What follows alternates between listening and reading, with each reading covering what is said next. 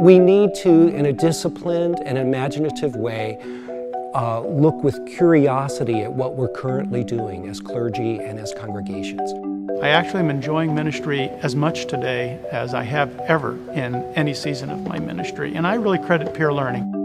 When there's the space that's provided for people to really reflect on how they're doing this work and on what God is calling us to do, and you invite the Holy Spirit to show up, amazing things can happen.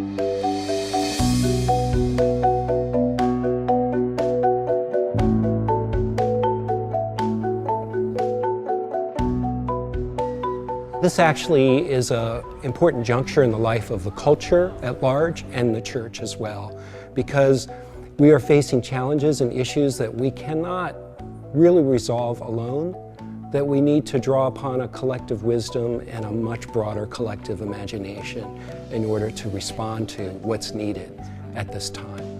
Indeed, there are excellent pastors, but how do you sustain them? What kind of support do they need in order to remain creative, engaged, and growing? What is it that you need to be happy and satisfied in your work? We've created green spaces, is often how I like to speak of it. They're places where people can come together to really support one another, to learn from one another, to learn together.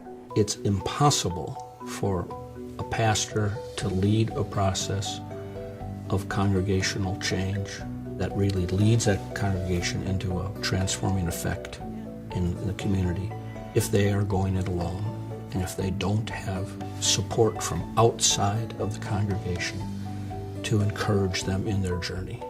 Groups which allowed peers to come together, to be personally renewed, to be spiritually renewed, to think new thoughts, to try out new ideas, to deepen our faith, and probably the most important of all, to begin to see more possibilities in front of us rather than obstacles. I know that I have a group of guys that I can email or phone up, and it's only ever a number of months before we get together. And there are places where I can tell what I need to tell about my struggles.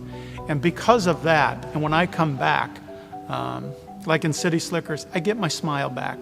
Excellence is having the capacity to live with people in moments of authenticity, moments of struggle, wherein in the struggle itself, we learn so much about what God is calling us to be. Always be learning and studying and moving forward with new thoughts and new ideas and incorporating those into my ministry. In the practice of really being engaged fully, deeply, in building a life of community, that folks find that they are then more equipped to take it back to their congregations, to share it with them, to build the kind of community that they themselves have experienced. In the excellence of pastors, there was an excellence of the church, and in that excellence of the church and its ministry, there was a blessing for the community as well. And I think very intelligently they saw that connection. I said, well, this is exactly what we need as a Latino community with huge social, spiritual, cultural, academic needs for our youth and so on and so forth. I wanted to be healthier than I was. I wanted to feel great. I wanted to finish well.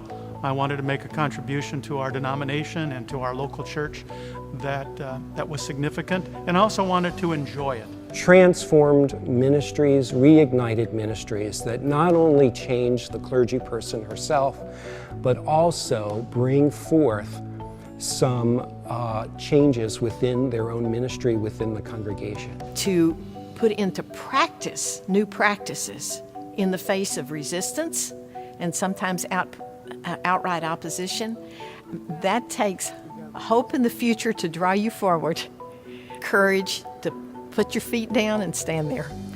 So for me, those have been the great, great gifts. I don't know any other thing we've done in the 17 years that I've been privileged to serve as General Secretary that's had as much effect on the ground, in the lives of pastors, and in the life of their congregations.